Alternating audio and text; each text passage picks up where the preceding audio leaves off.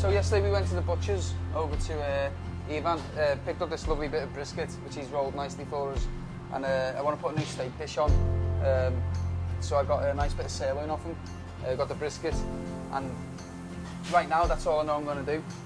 I'm thinking of doing a brisket ravioli with the sirloin, and then I'm not too sure about what garnish we use just yet, but that'll come to me by the end of the day. So I'm just getting it ready really.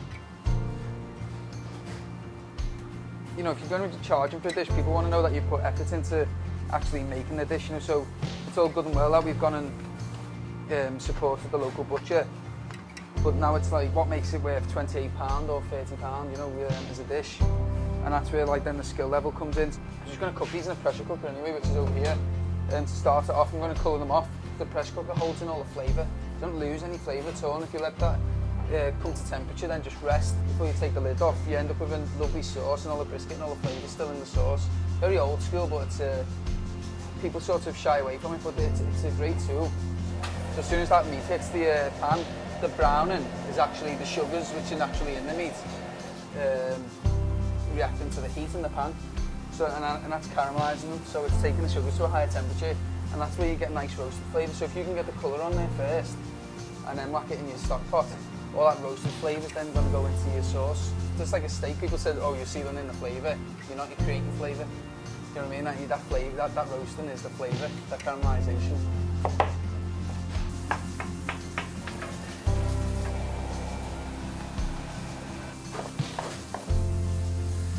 Cause I'm making gravy. I'm making gravy. Just made that up.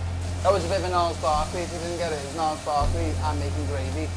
So this is 16 stops Australian Shiraz from Adelaide. Gently cook them down. Add the tomato puree.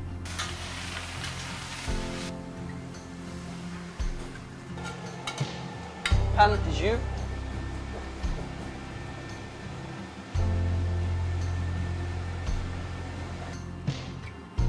I'm just going to cover these anyway with a little bit of water. People have this issue with pressure cookers, they try and fill it right to the top, but we're not even going to, I'm just going to leave the tops of the brisket.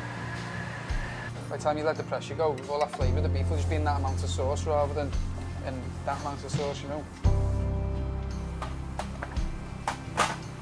The beauty about an Artane pressure cooker is that if you're, say, a young mum who needs to have food on the table ready for the evening, this will reduce the time by at least, well, you know, you make a stew in there, 45 minutes, easy. So this will take about an hour and a half, maybe 2 hours. Yeah, we just wait for that. I'm going to prep the sirloins for the rest of the dish. Shuffle, change, shuffle, change, shuffle, change, then clap, shuffle. This is going to be another component to my new master plan. Those are sirloins, so we've got the sirloin as well yesterday when we went on our travels to go see Ifan.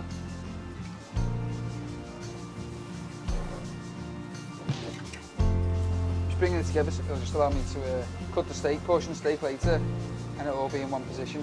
So I just need to rest it for a few hours. You saw us put the brisket on the stove before. It's all nicely slow cooked, and then we pass the sauce and put the sauce back in, and now let's just mix it, pulling it all and shredding it all, and trying to incorporate all the sauce in. As it cools down, it's going to latch onto that sauce, and then I'm just going to chop a load of basil and put it through. And then from then on, we'll roll the raviolis out, and make some raviolis. And then we're ready to rock. So you know the steak we prepped before? It's miraculously come into this little bag. We like to boil in the bag at the Marram Grass. What we're going to do is we're cooking this in a water bath with an immersion circulator. Put that in the bath for uno hour. Sirloin steak done. So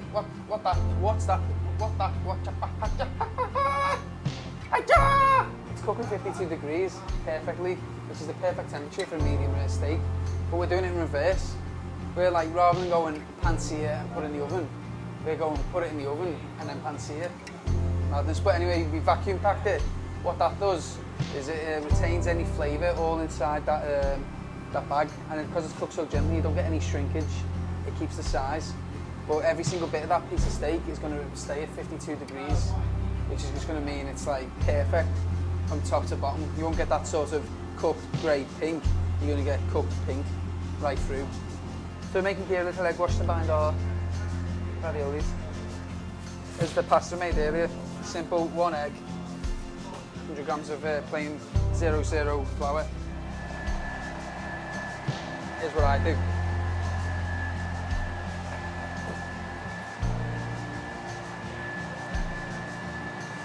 And this is my trick when you've only got when you're on your own. Fold it over. There's nothing better than fresh pasta, especially with ravioli. I think you've got full influence of how you flavour your pasta or what recipe you use if you do it yourself. I like the shapes I get when I make my own wraps. You can do whatever shape you wish. But I mean, I suppose the question is, why don't you just buy everything from the shop and do it?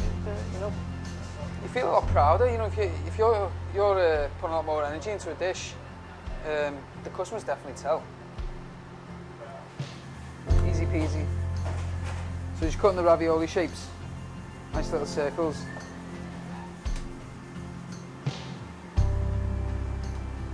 See how easy raviolis are.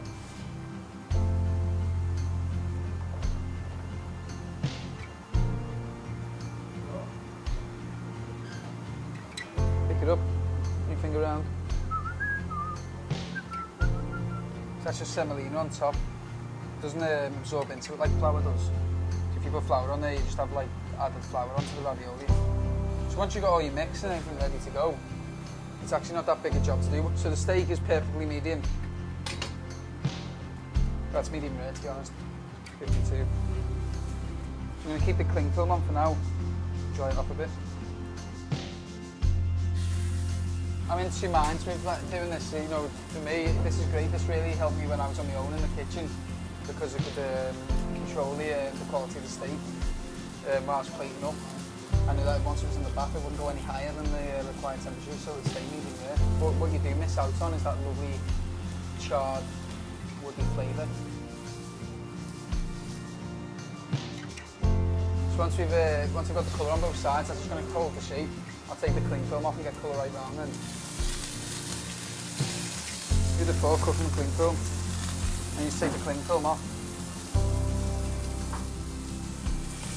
And add a bit of seasoning now.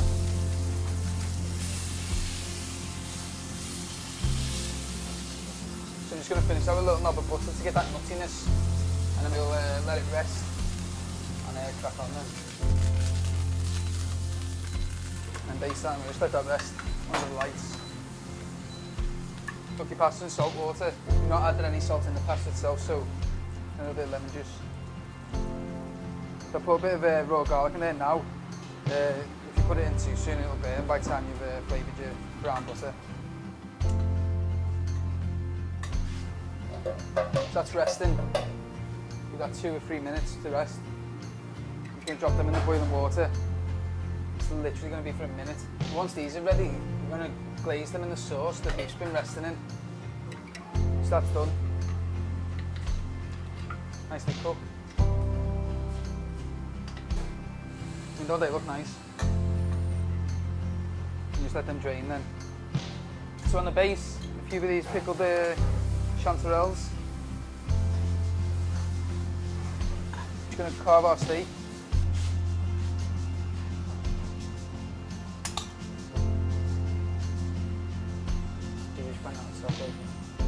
Yeah. Then we've got mushroom puree.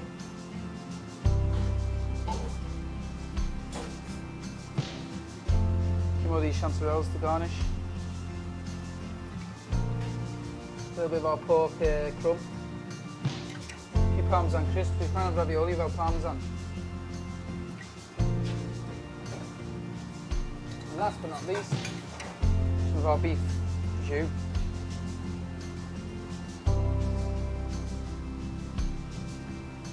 Brisket ravioli, sirloin steak, bit of mustard crest, parmesan crisp, chanterelle mushrooms, and a mushroom puree with butter beans.